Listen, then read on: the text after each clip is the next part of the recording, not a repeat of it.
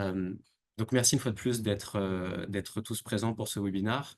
Juste pour m'introduire rapidement, je m'appelle, Gabriel Bourbon, je suis, chef, planification, suivi et évaluation, au sein du bureau pays de l'UNICEF Togo. J'ai eu l'opportunité d'être engagé dans l'initiative, Power of Data, hem, suite à l'engagement du pays, du gouvernement du Togo au sommet des ODD en 2023. Suite à cet, engagement, on a eu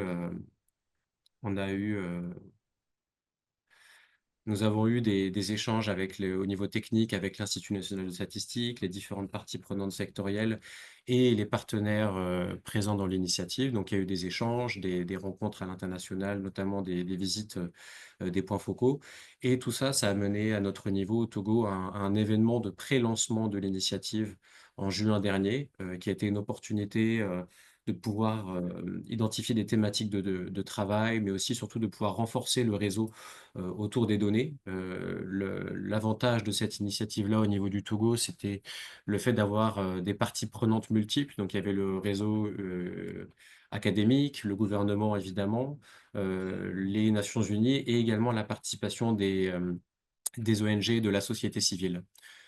C'était une opportunité évidemment pour, aborder des points clés sur les données. C'est ce qui nous nous regroupe aujourd'hui, et donc un des points clés, c'était de pouvoir, renforcer ce lien entre producteurs et utilisateurs des données, de pouvoir approcher les données à travers, une approche cycle de vie, pas seulement dans la production, mais du design jusqu'à l'utilisation.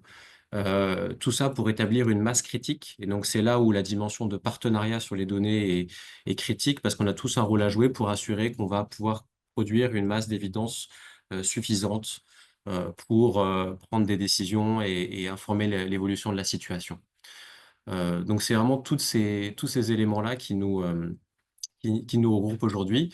Peut-être avec l'appui de Lydia, je voudrais, vous rappeler rapidement l'agenda, du webinaire d'aujourd'hui, pour vous présenter les intéressantes présentations qui vont avoir lieu suite à mon introduction.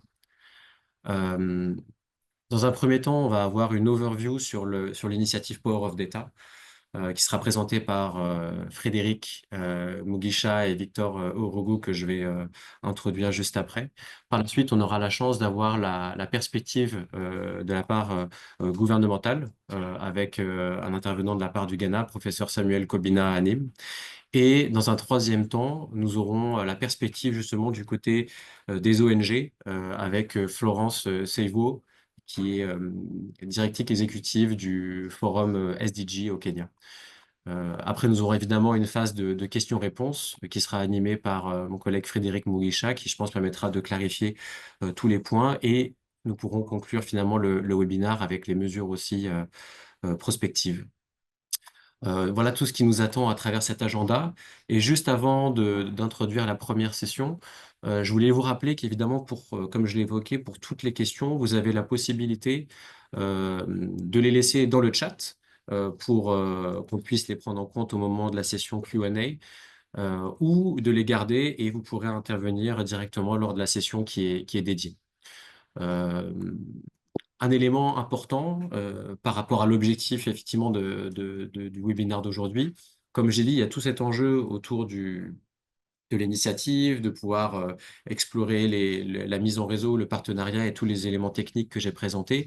Hem, mais le but quand même aujourd'hui, c'est de pouvoir, favoriser la collaboration, entre les différentes parties prenantes, de ces initiatives, et justement de pouvoir mettre, comme je l'ai évoqué, de mettre un focus, sur les pratiques qui existent et aussi sur les opportunités qu'on peut identifier ensemble, pour l'implication des ONG et des organisations de la société civile dans cette initiative.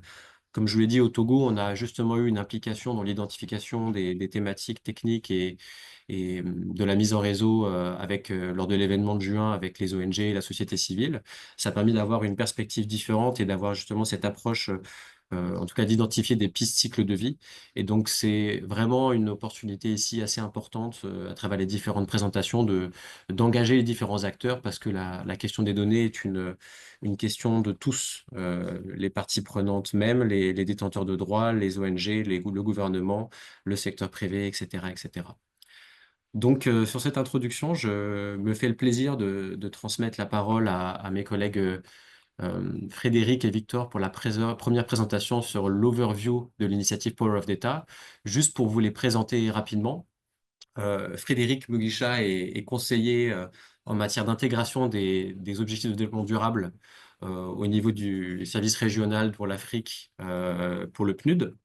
Il travaille évidemment en étroite collaboration avec le Bureau de la planification et de la mise en œuvre stratégique au sein du cabinet du président de l'Union africaine et il est membre du groupe de travail technique sur l'agenda 2063 et il est basé à Addis Abeba en Éthiopie. Welcome Frederick. Concernant Victor Oregou, il est Senior Regional Manager pour l'Afrique au niveau du partenariat mondial. Il dirige les engagements politiques et techniques pour permettre de catalyser les progrès et de renforcer l'écosystème de données. C'est vraiment dans la continuité de l'approche que j'évoquais. Et ça permet d'aborder les questions qui sont liées aux données pour le développement durable à tous les différents niveaux. Et donc, Victor est à la fois basé au Nigeria, à Lagos, et à la fois au Canada, à Waterloo. Welcome, Frederick. Welcome, Victor. And over to you for the first presentation. Merci beaucoup. Est-ce que vous m'entendez? Oui, oui, effectivement. Très bien. Alors, Lydia, je te prie de partager la présentation.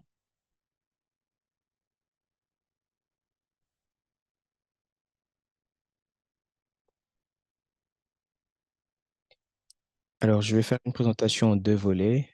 Dans le premier volet, je vais vous partager quelques réflexions. Ensuite, Victor va intervenir dans la deuxième phase. Prochaine diapositive, s'il vous plaît. Alors, la question que nous nous posons, c'est pourquoi les données?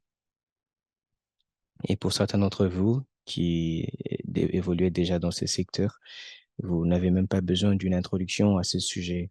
Je vais placer quelques mots à ce sujet et ensuite je m'en vais vous partager quelques expériences tout au long de ma présentation. Pression diapositive. Alors ici, il s'agit de pourquoi est-ce que nous avons mis en place cette initiative à la base? Parce que en 2023, en effet, euh, à mi-chemin des ODD, nous nous sommes rendus compte que nous étions sur la bonne voie pour ne réaliser que 17% des objectifs de ces ODD à l'horizon 2030. Mais si vous considérez les pays africains et aussi l'ensemble du continent africain, nous n'en étions qu'à 12% de l'atteinte euh, des objectifs que nous nous sommes fixés à l'horizon 2030. Alors l'idée, c'est de pouvoir utiliser les données comme carburant, pour ainsi dire, qui nous aidera à pouvoir, n'est-ce pas, réaliser non seulement la transition, comme vous pouvez le voir là, en termes des systèmes alimentaires, l'éducation et l'emploi, mais aussi pour être en mesure de pouvoir, n'est-ce pas, faire du progrès significativement dans les pays avec lesquels nous travaillons. Prochaine diapositive. Alors, il y a quelques estimations comme quoi qui prouvent que c'est un bon investissement d'un point de vue économique. Mais même si ce n'était pas le cas, comme je vais vous le présenter dans la prochaine diapositive,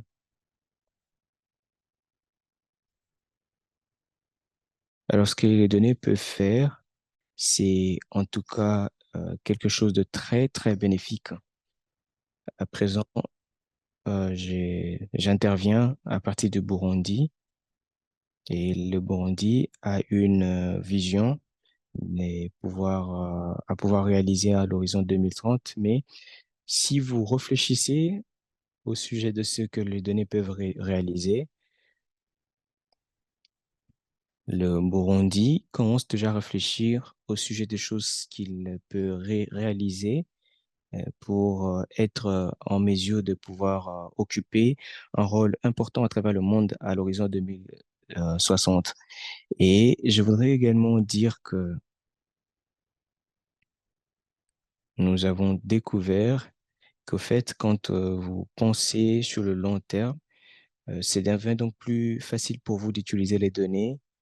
Ceci ne veut pas seulement dire que ça va vous servir pour prendre des décisions maintenant, mais ça vous permettra de jeter un coup d'œil sur les tendances et les règles et vous euh, proposer une approche qui vous sera utile parce que, comme vous le savez, le monde entier est géré et gouverné par des règles.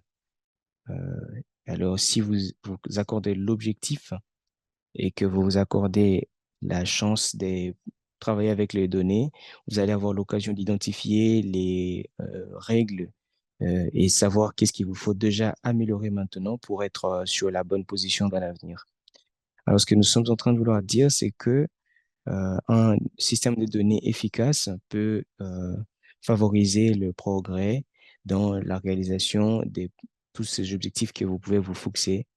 Alors, comme vous le savez, les ODD et les plans nationaux ont des objectifs à temps moyen et à long terme. Et ceci devient donc très indispensable pour nous au fur et à mesure que nous avançons. À ce niveau, quand vous voyez les plans de développement à travers tous les continents, vous allez trouver qu'il y a trois choses qui, n'est-ce pas, continuent à être redondantes. C'est l'emploi, les qualités de services et les valeurs ajoutées. Ceci veut donc dire que les données à travers tous les secteurs peuvent vraiment nous aider à identifier les contributions optimales de chaque secteur dans le cadre de ces priorités qui sont émergentes à travers le continent. Alors,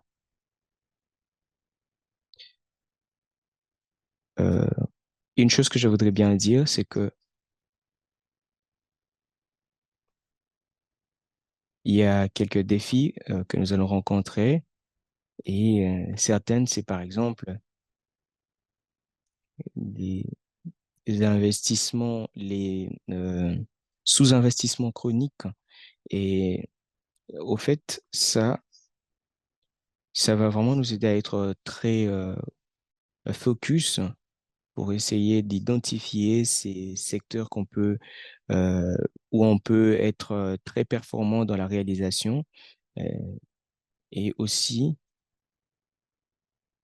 nous pensons également que il y a une sorte de manque de volonté politique. Il y a un manque de priorisation politique. Alors, je pense que ici, euh, la raison derrière, c'est que les données que nous avons ne sont pas vraiment utilisées dans le monde politique, mais aussi, faut-il dire que les politiciens ne priorisent pas autant les données. Il nous faut donc vraiment fournir beaucoup d'efforts dans les deux sens. Alors, j'ai déjà dit ceci, comme quoi nous pouvons surmonter ces défis parce que c'est au fait des problèmes solubles, c'est des problèmes qu'on peut résoudre, ce ne sont pas des problèmes impossibles à résoudre. Alors, en guise d'introduction, dans le cadre du pouvoir des données, alors j'ai mentionné ceci au début.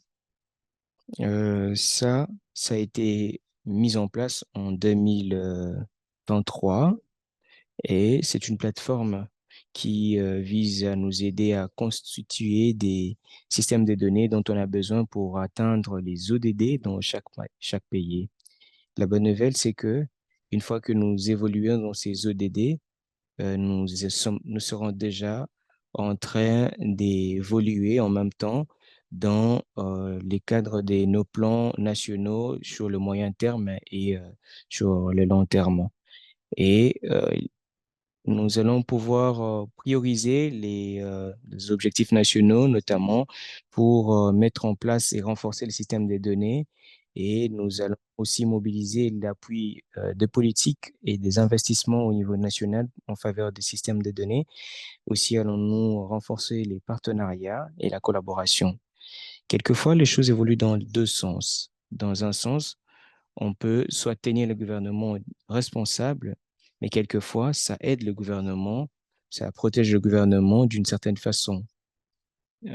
Parce que si le système ne vous tient pas responsable, alors euh, il faut qu'il y ait des gens qui puissent jouer le rôle de plaidoyer pour que ces systèmes puissent être mis en place et que les gens soient tenus responsables. Alors, pour tenir les gens pour responsables, pour, n'est-ce pas, évoluer en termes euh, des objectifs qui sont là, il faut en tout cas s'assurer que le gouvernement met en place un système de données qui est requis. Alors, ici, l'idée, c'est que il faut donc l'implication des dirigeants nationaux parce qu'ils sont au centre et selon la structure euh, des objectifs des développements, les gouvernements jouent un rôle primordial. Et ceci va aussi nous permettre d'être sûrs que nous construisons sur base des plans existants. Et nous devons aussi, n'est-ce pas, nous réunir avec toutes les parties prenantes pour travailler en coordination, pour appuyer, pour mettre en place des actions qui vont appuyer les objectifs des pays. Alors, une meilleure coordination et un alignement va maximiser les investissements existants et les programmes existants et nous permettra aussi de faire des mobilisations significatives des financements en faveur des systèmes de données. Et ceci représente donc une nouvelle façon de faire les affaires pour maximiser l'impact dans chaque projet et dans chaque programme afin de pouvoir tirer parti de toutes les ressources à notre disposition. Alors, j'ai déjà fait mention de ceci et je voudrais donc essentiellement dire que les leaders nationaux se réunissent avec des acteurs clés autour des visions nationaux uniques et l'idée, c'est que de pouvoir collectivement identifier les opportunités et les défis basés sur les priorités nationales pour que nous puissions tous, n'est-ce pas, participer. Les ressources sont là, disponibles. Nous devons, les mettre à disposition et en tirer parti d'une façon ou d'une autre.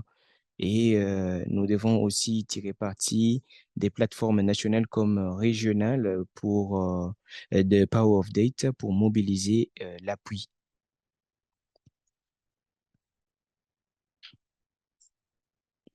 Alors ici, nous voulons dire que nous avons différentes parties prenantes et différents acteurs.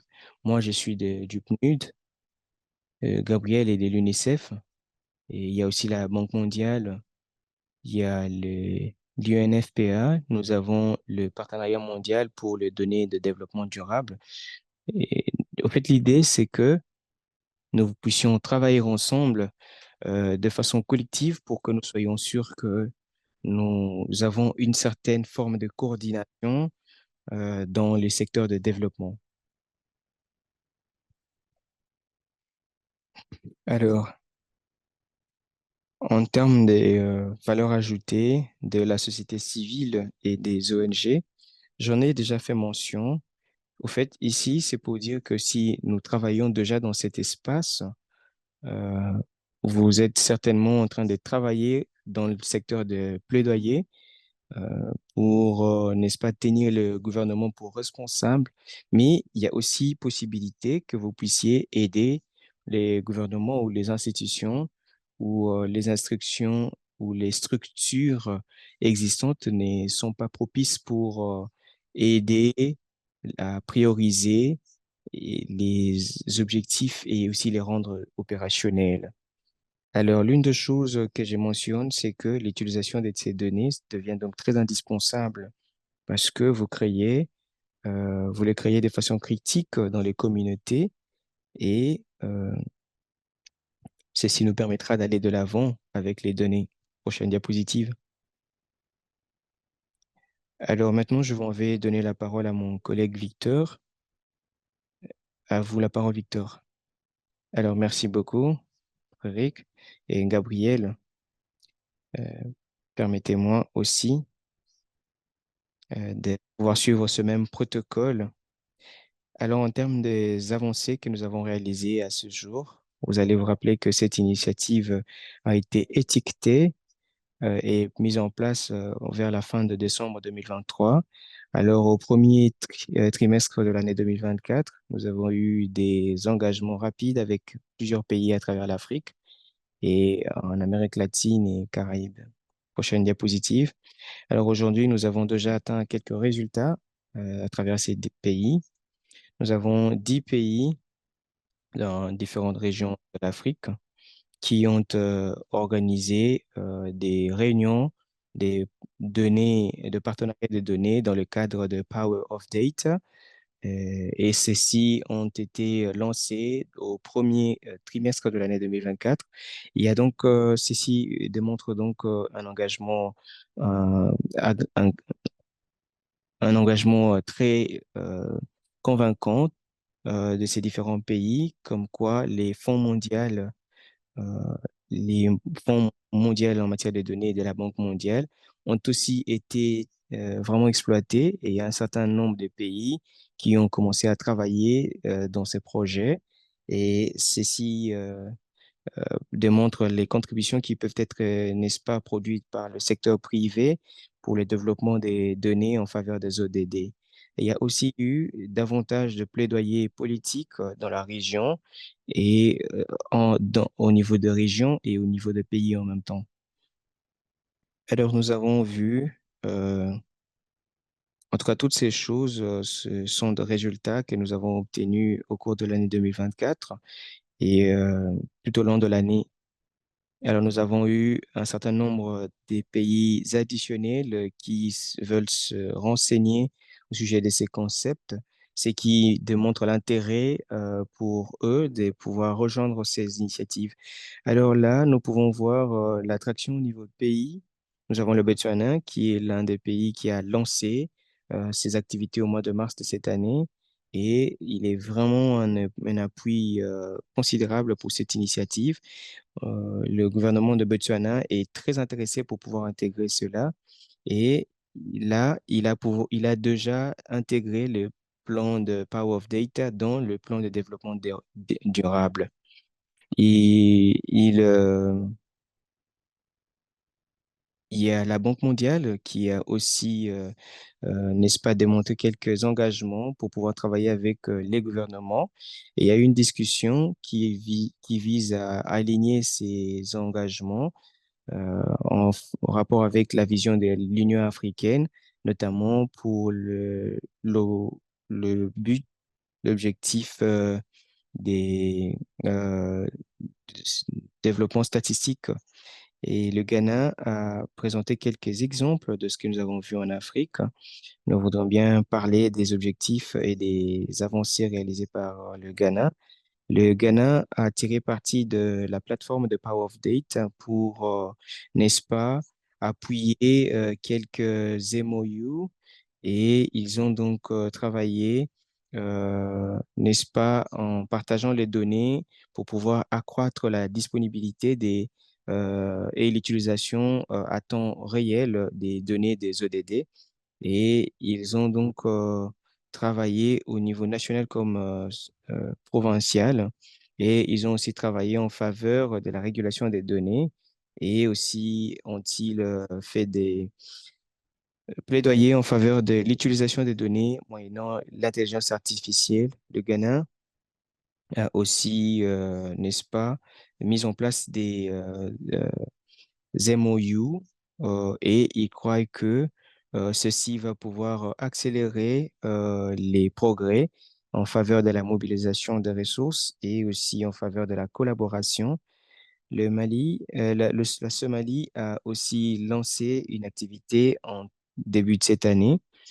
Alors, le Cap-Vert fait aussi partie des pays champions. C'est en tout cas très important de noter que euh, dans la partie portugaise de l'Afrique, en tout cas, le Cap-Vert est le premier pays qui s'est joint à cette initiative. Ils ont démontré leur engagement et ils ont établi des priorités en matière des développements politiques et aussi en matière des données économiques. Ceci est un engagement pour pouvoir, n'est-ce pas, obtenir des réalisations substantielles aux différents niveaux de ministère et ces différentes entités sont alignées à ce processus au sein du Cap-Vert. Alors, en termes de ce que nous voulons réaliser l'année prochaine, un certain nombre de pays nous ont contactés pour nous dire que ils sont intéressés à lancer ce programme de Power of Data dans leur pays. Il y a le Malawi qui a aussi lancé leur activité en septembre, le Namibie et le Sierra Leone. Leurs différents ministères sont intéressés à lancer ces activités. Nous allons lancer une activité au premier trimestre l'année prochaine au Nigeria et il y a plusieurs pays qui ont, n'est-ce pas, présenté leur intérêt, notamment le Guinée-Bissau, le Guinée équatoriale et l'Angola, le Mozambique. Et ils ont aussi montré leur intérêt pour rejoindre ces initiatives. Nous allons travailler avec un certain nombre de ce pays l'année prochaine pour appuyer leur processus en vue du développement de ces concepts. Alors, nous avons tiré cela du Ghana parce que le Ghana est le premier pays qui a conceptualisé ces questions clés et la conversation est en cours dans les communautés de développement et nous sommes sûrs que en 2025, le Ghana va pouvoir vraiment faire avancer les choses. Et je suis très heureux que le prophète là, nous avons utilisé les processus de laboratoire pour pouvoir motiver certains pays en Afrique et nous allons aussi utiliser ces processus pour les appuyer à développer leur propre note conceptuelle alors que nous avançons dans ces conversations et finalement, nous espérons avoir davantage d'engagement avec le secteur privé, y compris les institutions financières parce qu'il y a une infrastructure très grand, notamment dans les données, pour qu'on s'en serve pour les développements de l'utilisation des données. Merci Frédéric et Victor. Je voudrais juste vous rappeler, parce que je vois qu'il y a d'autres personnes qui ont rejoint la réunion un petit peu en retard. L'interprétation est en cours en français comme en anglais. Si vous voulez accéder à l'interprétation, vous n'avez qu'à cliquer sur les icônes qui sont au bas de votre écran, l'icône en forme des globes, et vous allez choisir la langue qui vous convient. Juste un tout petit bilan rapidement de toutes ces présentations qui donnent beaucoup de bonnes perspectives. C'était important effectivement de rappeler la notion de système, que on se doit d'avoir une vision concernant les données pour éviter d'avoir des interventions isolées, que avoir cette approche système-écosystème, c'est une des clés pour pouvoir faciliter la prise de décision concertée. Autre élément important, c'est effectivement cette approche fit for purpose, faire les choses parce qu'elles ont du sens et pas parce qu'on est habitué à les faire. C'est vraiment un des éléments clés, je pense, du pourquoi de cette initiative. Autre point important qui a été présenté par Frédéric, c'est cette notion du leadership des pays. C'est les pays qui se sont engagés dans l'initiative et donc il y a vraiment cette question du commitment autour d'une vision nationale et c'est vraiment un des éléments forts, je pense, de cette initiative-là. Pour atteindre les résultats, mobiliser les investissements nécessaires et surtout, comme on l'a vu, pouvoir avoir cette approche élargie avec un commitment et une coordination de tous les acteurs impliqués, de la population jusqu'aux décideurs gouvernementaux. C'était aussi très intéressant de pouvoir avoir une première idée de la valeur ajoutée au niveau des NGO, des éléments concrets. Ça va être développé plus tard, mais avec effectivement cette proximité avec les communautés, ça fait penser aux notions de redevabilité, d'inclusion. Et aussi, merci Victor de faire le point sur les progrès avec quand même un certain nombre de lancements au premier trimestre 2024. Et on voit tout le lien et toutes les bonnes perspectives.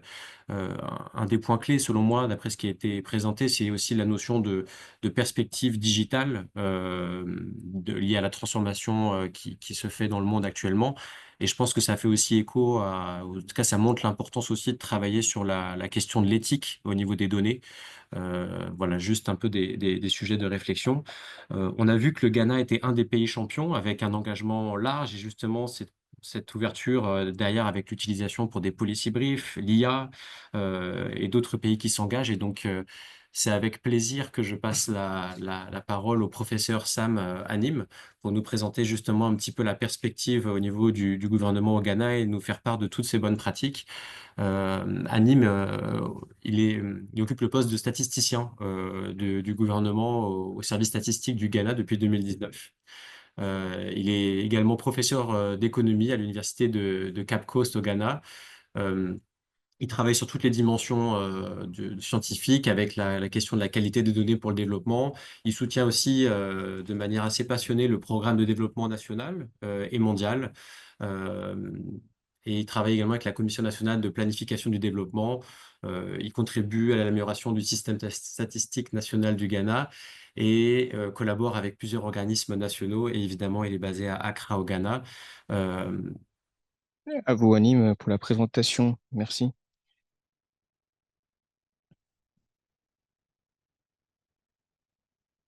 Merci beaucoup, Gabriel, et bonjour et bon après-midi. Bonsoir, collègues. C'est toujours un grand plaisir de rejoindre une conversation autour du pouvoir de données, particulièrement quand nous avons un groupe de nos partenaires, des organisations de la société civile qui rejoignent cette conversation autour du Power of Data. Je pense que Frédéric et Victor ont souligné la plupart des choses que j'ai prévu d'aborder, mais je vais anticiper pour dire que toutes ces choses dont nous parlons sont liées à euh, l'objectif de pouvoir changer la mentalité au sujet des choses que nous avions déjà coutume de faire dans le passé. Et il y a certaines des choses qui ont été soulignées par Victor et Frédéric qui révèlent que nous en sommes arrivés au niveau où il est important et essentiel de changer notre mentalité. Et je vais présenter trois choses. Je pense que Victor a souligné quelques questions et moi, je vais peut-être consacrer les 7 prochaines minutes pour parler de cette première problématique. Alors, si nous voulons engager la conversation sur le pouvoir des données, mon avis, c'est que il faut avoir quelques opérationnalisations des définitions de ce que ça veut dire le power of data. Effectivement, mes prédécesseurs ont parlé de la compréhension générale de ce que c'est le power of data, mais chaque pays qui veut rejoindre ces initiatives devra établir ses paramètres pour comprendre les limites ainsi que les opportunités qui y sont. Alors, c'est comme ça que je vais dire ce qui a été présenté par Gabriel, Frédéric et Victor, c'est la question de partenariat. Et moi, je vais parler des attributs d'un partenariat effectif. Il ne s'agit pas seulement de quelque chose de passif, mais plutôt de garder ça à l'esprit sous un aspect actif et effectif. Alors, je vais vous parler de la rationalisation mondiale et des efforts, des choses que vous pouvez déjà connaître. Mais ce que je pense être les cas euh, exigeants pour l'Afrique, ce sera effectivement le changement des mentalités. Alors, l'idée de l'opérationnalisation de la définition de Power of Data, qui sont caractérisées par... désolé, pouvez-vous voir mon écran? Oui, effectivement.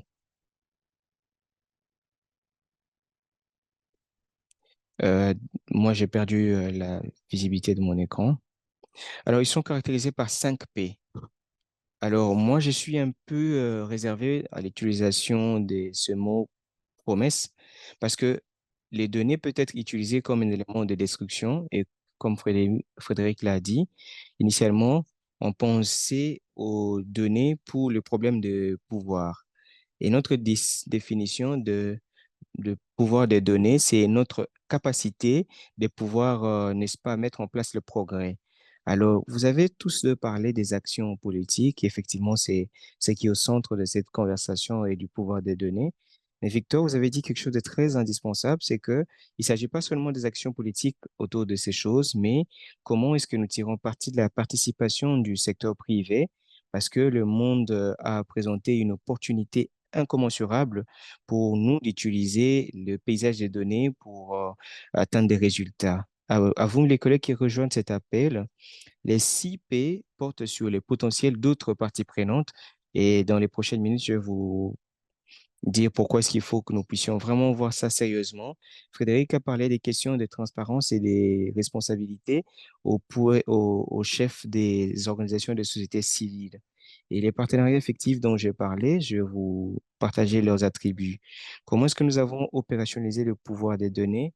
Les promesses de pouvoir des données, c'est d'utiliser les actions publiques et politiques et de renforcer les participations du secteur privé et d'impliquer les potentiels secteurs en faveur de développement. Et je vais, n'est-ce pas, parcourir les différents concepts dans la définition. Ici, dans cette diapositive, je vais vous présenter 10 choses auxquelles penser si vous voulez rendre votre partenariat efficace. Je vais peut-être pas aller vraiment dans le détail dans chacun de ces éléments, mais une chose que j'ai dit tantôt, c'est que il faut pas considérer les partenariats comme quelque chose de passif. Vous ne devez pas envisager ça comme quelque chose où vous recevez des avantages, mais il faut qu'il y ait une définition des engagements des différents acteurs impliqués dans un partenariat. Parce que les partenariats ne marchent pas verticalement, mais il faut qu'il y ait une sorte de séquence où il faut qu'il y ait une certaine complémentarité. Alors finalement, il vous faut vraiment parcourir ces 10 choses. La dernière chose serait de voir comment mesurer l'efficacité d'un partenariat.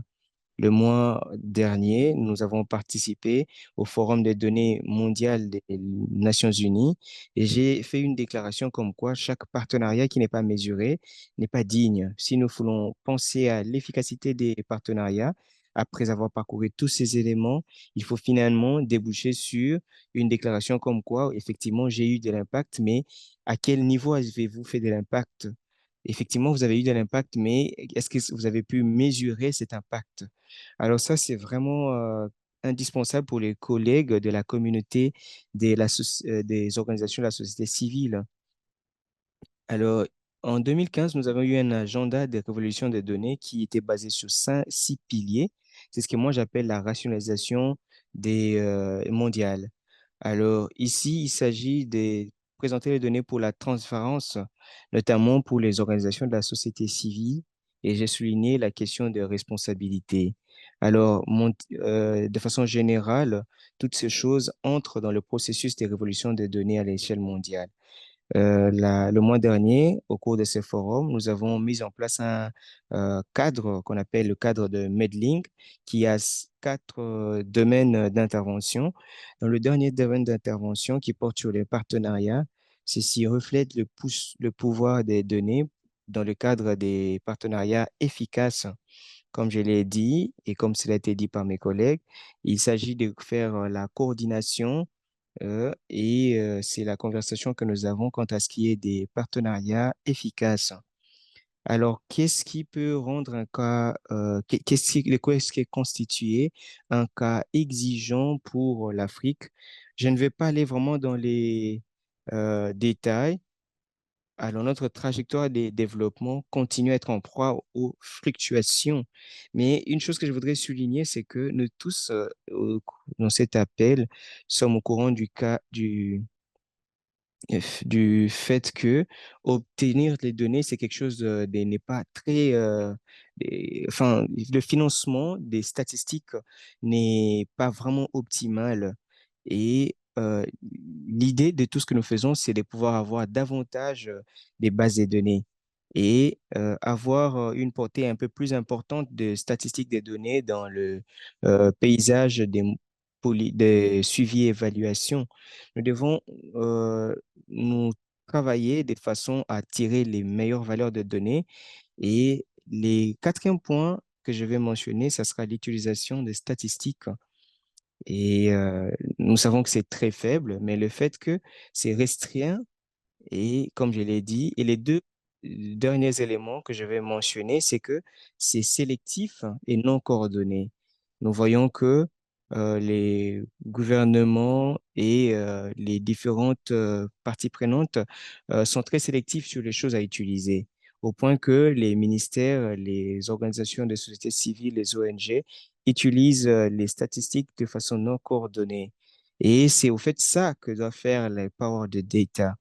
Nous apprécions le fait que c'est faible, c'est restreint, et seulement aux questions de suivi.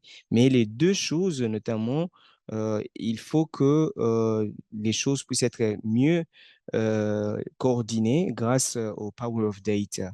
Alors, dans ce cadre de modeling, le deuxième pilier porte sur l'utilisation de la valeur des données. Généralement, nous parlons de l'utilisation des données, mais on parle moins de la valeur des données. Et généralement, c'est parce que nous avons, n'est-ce pas, financé un certain nombre de secteurs, mais la conversation dans les organisations de société civile, c'est que on concentre beaucoup les efforts sur l'utilisation des données, mais il faut maintenant essayer d'engager la discussion pour voir comment est-ce que les organisations des sociétés civiles peuvent ajouter la valeur à ces données pour la responsabilité.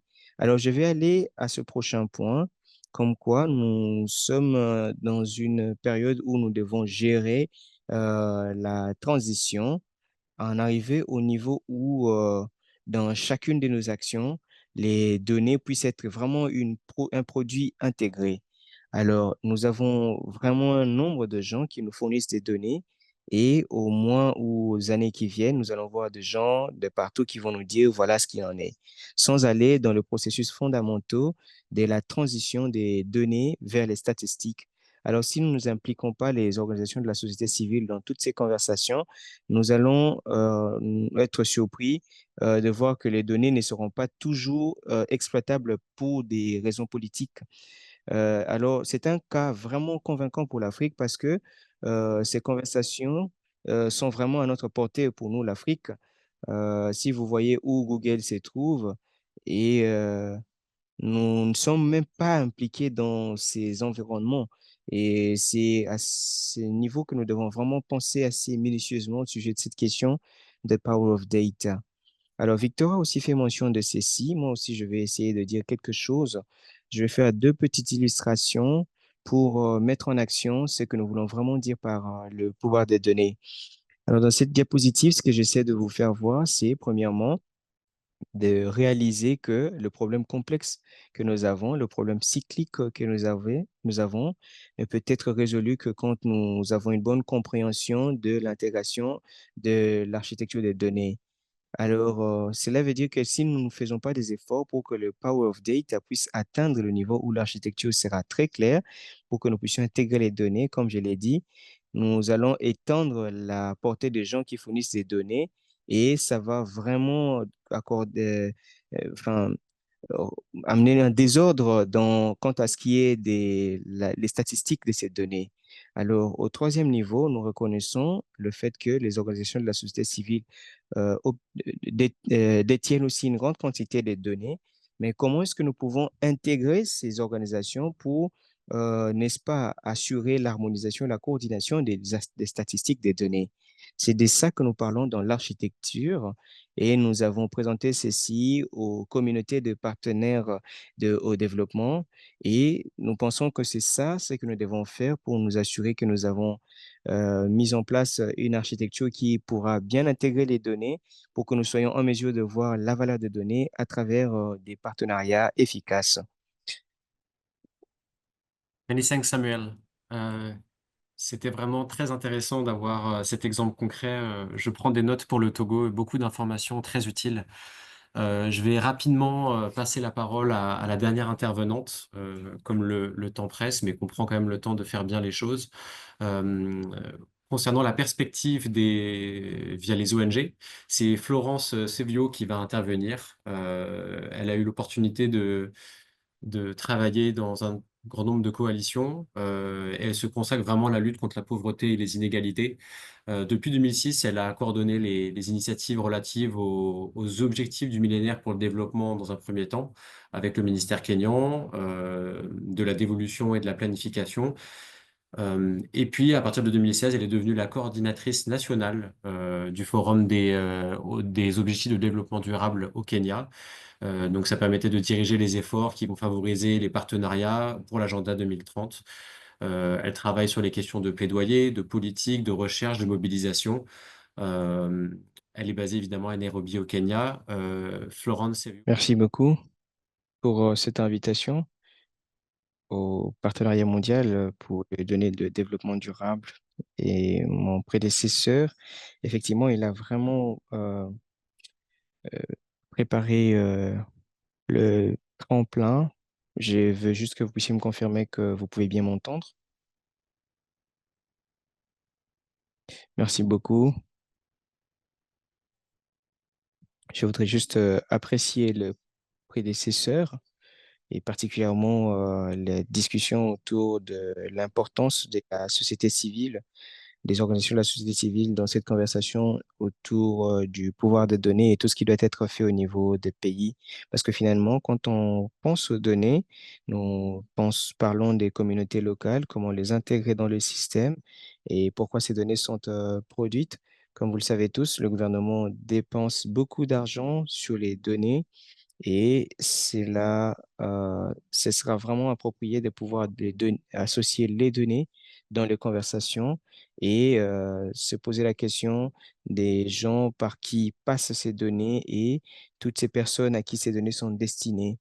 Alors, je vais commencer mon intervention par, n'est-ce pas, exprimer une appréciation au Power of Data, parce que je pense que c'est un unificateur des différents acteurs qui travaillent sur les données au niveau national et ils travaillent pour domestiquer ces activités ici au Kenya.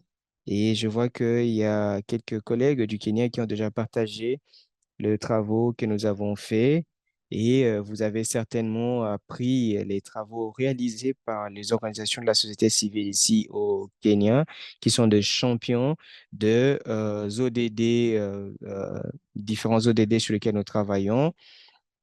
Et nous sommes nous travaillons avec d'autres différentes organisations, des organisations qui travaillent sur les données de l'énergie, euh, l'éducation, des groupes marginalisés.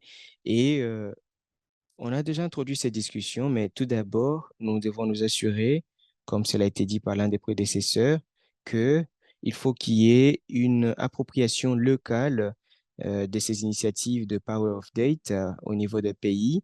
Et ceci ne devait pas être seulement sous la responsabilité des gouvernements parce que nous voyons qu'il y a beaucoup d'initiatives qui ont été présentées par différentes parties prenantes.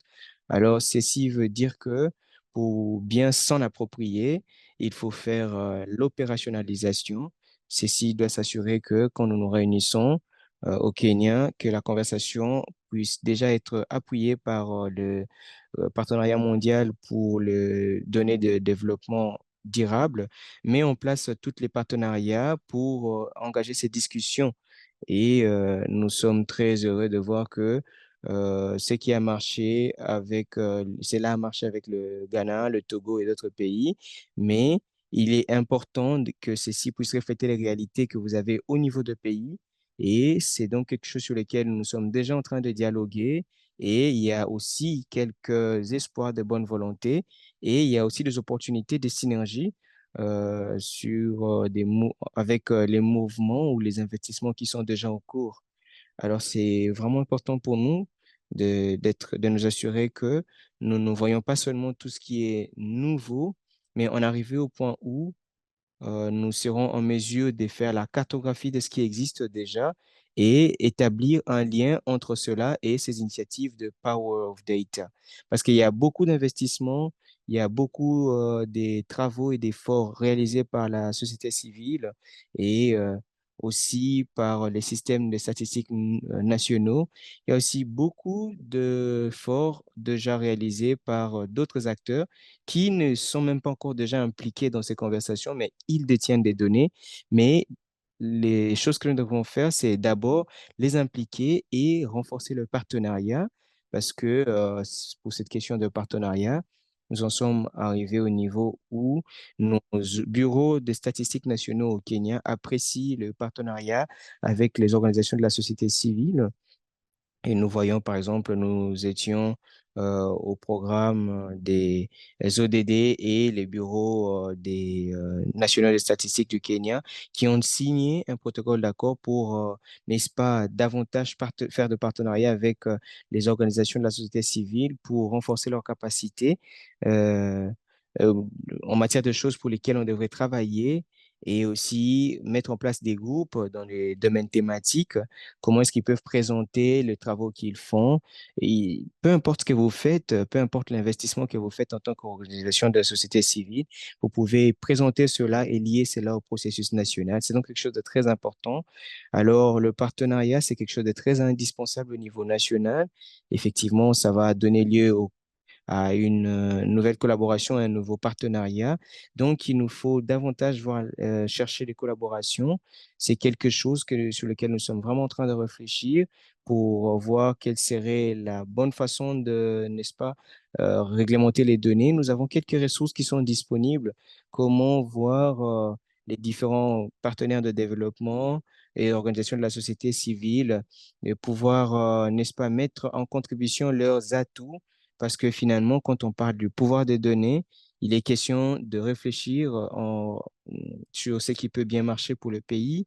Alors, le troisième point que je voudrais mentionner, c'est le plaidoyer, comme vous le savez pour les organisations de la société civile sont vraiment au centre de cette initiative. Nous voulons utiliser les données comme des données probantes et nous voulons donc nous assurer que nous travaillons de façon à allouer davantage de ressources en faveur de ces organisations de la société civile. Nous avons le rapport du progrès ou d'évolution des ODD cette année. Nous avons réalisé des progrès dans le plan déterminé à l'échelle nationale et nous avons reçu le rapport des ODD qui nous ont présenté ce qu'ils ont réalisé et aussi les écarts et les défis qu'ils ont rencontrés. Donc, c'est très important pour nous de pouvoir nous assurer que la société civile est vraiment impliquée et que nous réalisons des plaidoyers parce que nous avons besoin de la coordination des actions. Et en Afrique, par exemple, nous sommes en train de parler de comment détecter et prévenir la corruption et comment faire le rapport et alerter les questions en rapport avec la corruption. C'est quelque chose à quoi euh, la plupart des pays africains est en proie et comment est-ce que nous pouvons présenter les données et les utiliser pour lutter contre la corruption. Alors, nous avons quelques acteurs qui sont déjà intéressés. Alors, ça, ce sont des données qui sont très indispensables. Et comment est-ce que nous pouvons maîtriser ces choses pour parler de développement durable des pays? Une fois de plus, quant à ce qui est de plaidoyer, pour lier ceci aux revues nationaux au Kenya. Nous faisons le rapport de 168 indicateurs sur le total de plus de 200 indicateurs. Et l'un de nos points de plaidoyer, c'est de nous assurer que le Kenya a davantage des données pour le rapport des ODD, euh, parce que plus que nous faisons le rapport des indicateurs dans le cas de ces ODD, cela veut dire que nous ne laissons personne à la traîne. Et ceci présentera une opportunité pour nous pour présenter les indicateurs qui sont, par exemple, ignorés. Et il y a déjà une méthodologie convenue, et notamment sur la fréquence des productions des données. Ça, c'est notamment un défi. Et ceci va vraiment constituer un intérêt pour nous pour travailler avec les organisations de la société civile et voir comment est-ce que nous pouvons travailler avec les big data pour que nous puissions les intégrer aussi dans les indicateurs des ODD. Je voudrais aussi parler de l'aspect des renforcements des capacités en guise de conclusion. Et ça, c'est l'un des secteurs clés que nous devons vraiment apprécier, comme quoi les organisations de la société civile ont beaucoup d'écarts. C'est justement parce que la plupart d'entre nous ne sommes pas des statisticiens et n'avons-nous pas des bénéficiaires de la formation en statistique des données. Et néanmoins, nous sommes censés utiliser les données. Nous sommes censés être les champions des données et les récepteurs des données ou les utilisateurs des données produites par les gouvernements et d'autres entités. Alors, le renforcement des capacités, c'est un investissement vraiment requis. Alors, l'un de mes points clés dans les plaidoyers, c'est de nous assurer que nous avons beaucoup de ressources en faveur des renforcements des capacités pour qu'on nous s'assure que nous avons que les champions de données ont une bonne compréhension de ces secteurs.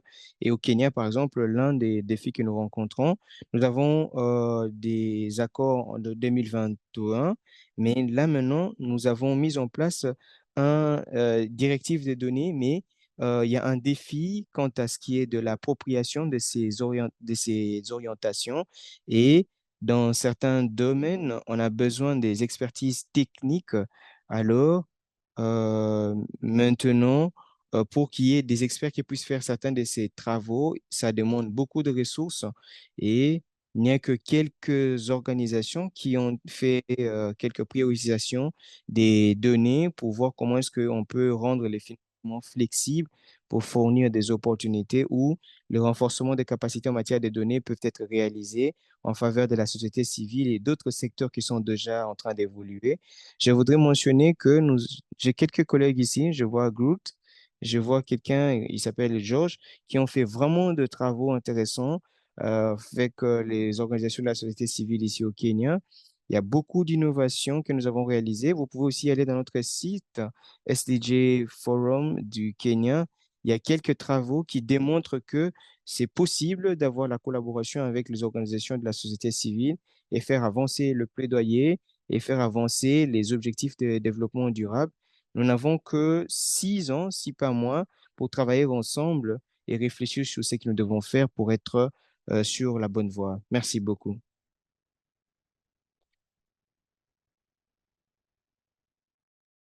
Many thanks, Florence. Vraiment une très, très intéressante intervention sur la question des data champions et l'implication avec les VNR. Je pense que c'est beaucoup d'éléments intéressants. On va pouvoir revenir dessus dans le wrap-up à la fin du webinaire. Merci à tous les intervenants. On a maintenant l'opportunité, et malgré un petit peu le retard, de prendre quelques questions. Vous avez la possibilité de poser les questions dans le chat ou également de pouvoir lever la main pour pouvoir prendre la parole. C'est une opportunité importante de bénéficier de la présence des différents collègues qui sont intervenus, donc n'hésitez pas.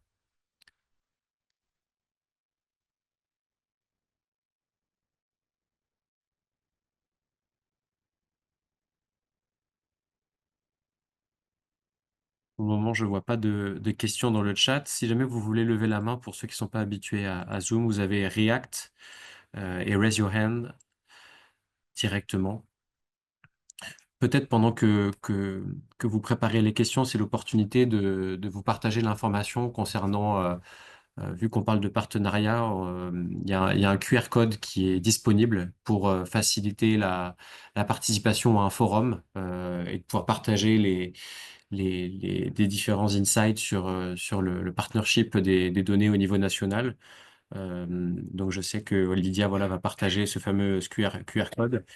N'hésitez pas à le scanner pour avoir les différentes informations et pouvoir contribuer justement à toutes ces dimensions de partenariat qu'on évoque depuis maintenant 1 heure et qui semble être le ciment de cette initiative. Je regarde s'il y a des questions. Pas de questions dans le chat. Ah, nous avons une question. Merci Nazir. Donc Nazir nous pose la question. What- Que faisons-nous pour mettre en place une suite de règles, régulations qui va favoriser ces discussions dans nos pays? Avons-nous d'autres questions qui puissent... je pense qu'on peut d'abord répondre à cette question. Frédéric, Victor ou d'autres collègues, voudrez-vous répondre à cette question? Peut-être qu'on devrait ajouter l'expérience du Ghana, les professeurs animés. Voudrez-vous répondre à cette question? Oui, je pense que le professeur pourrait bien répondre à cette question. Oui, ce serait bien mieux. Professeur, vous êtes là? Oui, je suis là. Alors, on se réfère à la question qui est dans la boîte de dialogue. La question, c'est que faisons-nous dans l'ensemble des lois existantes pour prévenir l'accès au développement des données euh, dans les pays en voie de développement. Alors, merci pour cette question. Je vais voir ça sous deux aspects. La première chose que nous avons fait au Ghana, il y a cela 5 ans, je pense, c'est que nous avons révisé notre législation. En 2018, nous avons une loi en matière des services statistiques qui a préparé le terrain. Alors, pour nous qui sommes encore censés faire cet effort, et je pense qu'il y a beaucoup d'opportunités à pouvoir faire des plaidoyers pour revoir les gouvernances statistiques et repenser, revoir les données et les statistiques en tant qu'un processus législatif. Et pour des pays qui n'avons pas encore fait cela, nous n'avons pas en tout cas conscience des différentes choses qui se passent dans le domaine des statistiques. Et je pense que c'est très impératif pour chaque pays de penser à mettre en place une législation en matière de la gouvernance statistique et cela va devoir établir n'est-ce pas, une différence entre l'utilisation des données et les statistiques des données. Alors, une chose au Ghana qui est vraie est que on doit s'appuyer sur l'instrument législatif de façon à ce que nous puissions, n'est-ce pas, préparer le terrain et clarifier les choses de façon à ce que les données puissent être utilisées et accédées de façon très facile. Et une autre chose porte sur la fonctionnalité de ces systèmes des statistiques. Je vous remercie. Merci, Samuel. C'était une très bonne question. Et les options que vous avez partagées sont très pertinentes. Cela m'a fait penser à votre présentation et la manière dont vous avez parlé de la valeur des données, qui est aussi quelque chose de très intéressant pour, n'est-ce pas, faire le plaidoyer et assurer, garantir la disponibilité des données. Et je pense que c'est une bonne opinion, comme quoi la gouvernance des statistiques va être quelque chose de très intéressant pour assurer la disponibilité des données. Avons-nous une autre question? Je peux voir qu'il y a quelqu'un qui a levé la main. Aboyo Kabo, prenez la parole. Merci beaucoup. Est-ce que vous m'entendez? Oui, effectivement. Très bien, je suis Albo. Je suis du Cameroun. Merci beaucoup pour les présentations. J'ai vraiment appris des différents intervenants et je suppose que cette plateforme est très intéressante, mais je comprends aussi le rôle que je lui ai donné et notamment les pouvoirs que possèdent les données. Et alors, la question que j'ai à poser, c'est comment intégrer les aspects éthiques liés à l'éthique dans la collecte des données. Alors, parce que l'hypothèse, c'est que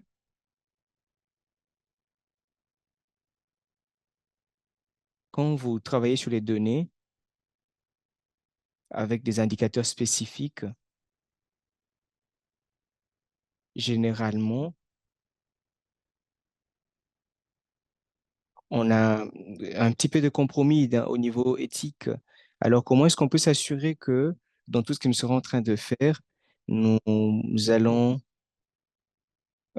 aussi, n'est-ce pas, tirer parti des quelques expériences que nous avons déjà qui pourraient aussi être importantes.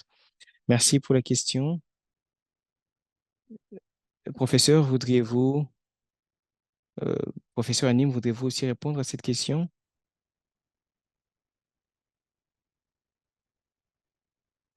Alors aussi, si quelqu'un d'autre voudrait bien prendre la parole après Samuel, ça serait bien. Oui, je suis très heureux de prendre cette question. Comme on l'a dit, ça, ce sont vraiment les aspects fondamentaux de la conversation autour de pouvoir des données. Et je pense que cette question qui porte sur l'inclusivité et des aspects liés à l'éthique, c'est très important. Alors, ici, il est question d'entrer dans un environnement de la co-création des données. Nous quittons un aspect où les organisations internationales nous définissent et les gouvernements nous définissent quelles données produire et qui produit les données. Alors là où nous en sommes, c'est que nous sommes dans une communauté des statistiques des données. C'est donc un endroit où les données sont co-créées et ce n'est pas sur base d'un agenda établi par une seule partie ou un seul parti, mais par toutes les autres parties prenantes. Et l'idée, c'est que à n'importe quel moment, que vous puissiez être sûr que vous avez tous ces différents acteurs autour de la table. Et je pense que mon collègue du Kenya a aussi souligné cet aspect. Gabriel, je pense que l'autre chose qu'il nous faut faire en pratique, c'est le rôle de l'éthique en pratique. Un certain nombre de services, des statistiques au pays n'ont pas le code d'éthique. Même si ils l'ont, cela n'est restreint et disponible qu'au niveau de ces bureaux de statistiques. Mais l'idée ici, c'est de pouvoir vraiment rendre cela clair, ces codes des pratiques et d'éthique et Victor, je pense que ça sera intéressant que vous puissiez aussi parler de la charte de l'inclusivité des données des GPSDD parce que nous avons vraiment utilisé cela dans nos services, parce que dans tous les services et dans toutes les initiatives d'inclusion des données, il nous faudra utiliser cette charte d'inclusivité des données. Victor, voudriez-vous prendre la parole pour parler de l'inclusivité des données? Oui, merci professeur pour cela. Alors très rapidement, le partenariat mondial ensemble avec un certain nombre de pays et des institutions multilatérales ont effectivement mis en place une charte d'inclusivité des données en 2019 et depuis là, on a des plaidoyers mondiaux et nous accordons des opportunités à différents pays.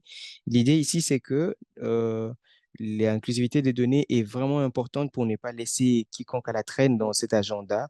Alors, nous présentons chaque tranche de la population dans les réalités de toutes et de tous. Et nous devons vraiment mieux le faire au travers des données qui sont vraiment bien ventilées. Alors, généralement, quand nous voyons les personnes marginalisées et, et les autres différentes tranches, et c'est donc très important que nous puissions nous assurer que ceux-ci sont très bien représentés. Nous avons le Ghana, le Kenya et beaucoup d'autres pays qui, n'est-ce pas, ont signé cette charte d'inclusivité des données et euh, ils s'en servent dans leur collecte dans leur initiative de collecte des données et ceci va permettre de souligner et s'assurer que il y a une meilleure promotion de la priorisation des données en considérant, n'est-ce pas, pour intégrer les gens dans la manière dont les données sont collectées et utilisées et permettre le plaidoyer autour des données. Et au fait, ceci est un grand programme que vous tous, partenaires de la société civile, pouvez aussi vraiment en tirer profit et dans vos activités. À vous la parole. Florence, voudrez-vous ajouter quelque chose? Oui, je voudrais juste, n'est-ce pas, dire que je suis très d'accord avec mon collègue et reconnaître le fait que les données sont vraiment politiques et dans le contexte africain, nous avons encore des politiciens ou des présidents qui veulent utiliser les données pour influencer la démographie ou influencer leur, euh, n'est-ce pas, avantages politiques. Et ça, c'est quelque chose sur lequel nous devons vraiment continuellement réfléchir pour nous assurer que les données puissent vraiment, euh, n'est-ce pas, être utiles pour la communauté et que nous puissions aussi avancer dans les agendas de développement.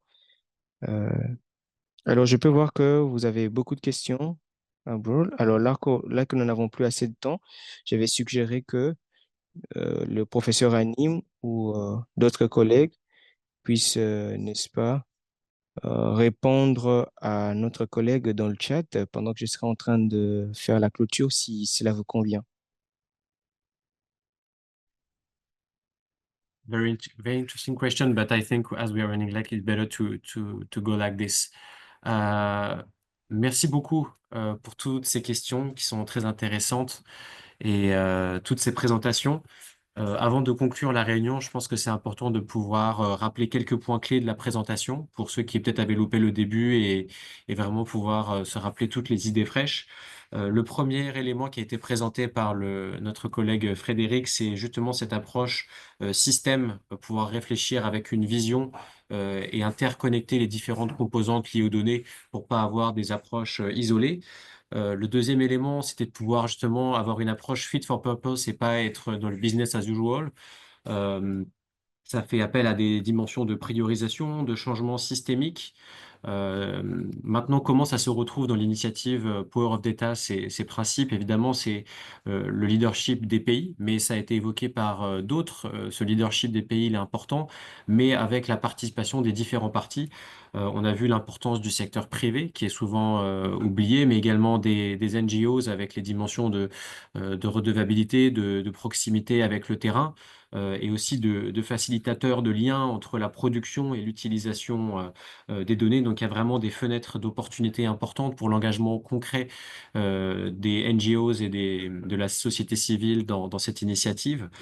C'était important effectivement d'avoir aussi les progrès concrets euh, que Victor nous a présenté parce que c'est pas juste un concept, il y a des réalités sur le terrain et notamment avec des conclusions comme l'investissement de la Banque mondiale. Juste pour rappeler aussi au pays qu'il est jamais trop tard pour s'engager dans l'initiative. On l'a vu avec l'intérêt croissant de 5 nouveaux pays. Par la suite, on a eu la chance du coup d'avoir l'expérience concrète du Ghana. Et là, je voudrais remercier encore le professeur pour son intervention très riche. Comme je disais, vu qu'on est des pays voisins au Togo, je prends note de beaucoup d'éléments. Je pense qu'un des points clés, c'était vraiment de se dire qu'il y a l'initiative globale, mais que chaque pays peut en faire sa propre définition et peut s'approprier l'initiative à ses propres fins, ce qui est un élément clé, vraiment, je pense. Comme je disais, d'assurer la participation du secteur privé. Et j'ai beaucoup aimé également la dimension d'opérationnalisation des partenariats. Souvent, effectivement, on parle de travailler ensemble, mais tous les critères, justement, de définition de partenariat vont permettre de pouvoir rendre ça concret. L'engagement, la portée, le timing, la complémentarité aussi au regard des mandats des organisations. Tout le monde a quelque chose à apporter, comme on l'a dit plusieurs fois, mais c'est essentiel de pouvoir se poser ces questions-là pour avoir un partenariat pratique et pas un partenariat seulement théorique. Merci vraiment, professeur, pour cette présentation-là. La question de la valeur des données, je pense, est essentielle. C'est un outil de plaidoyer très fort et ça permet de concrétiser une vision, ça permet d'assurer ce lien entre producteurs et utilisateurs et également, comme vous l'avez évoqué, de pouvoir faire appel à des innovations, l'IA, le machine learning, etc. Et donc forcément de faire le lien avec les données éthiques. Et là, je suis obligé de faire le lien forcément avec les données désagrégées, les données sur les enfants, les données sensibles au genre, sur les différents types de vulnérabilité pour pouvoir, comme ça a été évoqué par Florence, ne laisser personne derrière. Il y a une phrase que j'aime beaucoup qui avait été expliquée par notre précédente directrice régionale, c'est nous aider à voir ce qu'on ne voit pas. Et donc les données doivent, pour moi, jouer ce levier-là avec tous les éléments apportés par les différents collègues.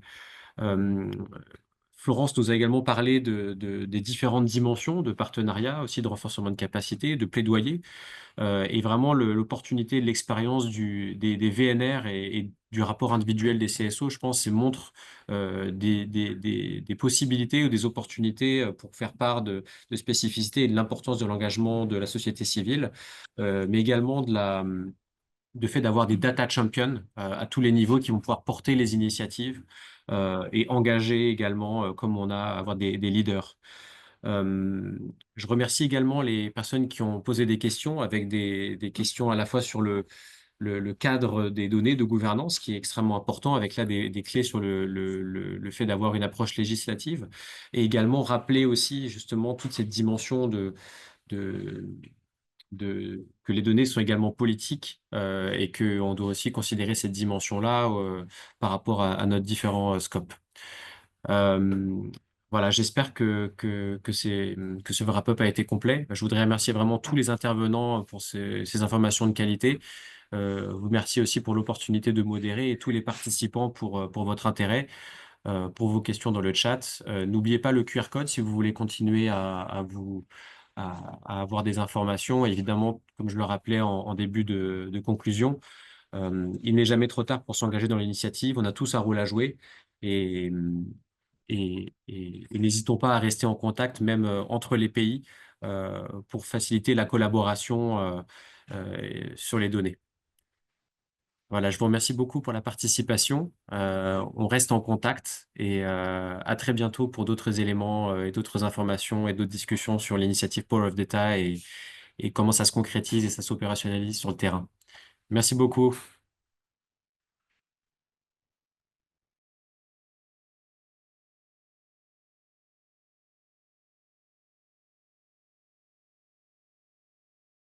Pendant que vous êtes en train de quitter, voilà, Victor et d'autres collègues sont en train de partager des informations dans le chat. Évidemment, vous aurez accès à l'enregistrement, donc n'hésitez pas à reach out. On reste en contact et merci beaucoup. Très bon après-midi.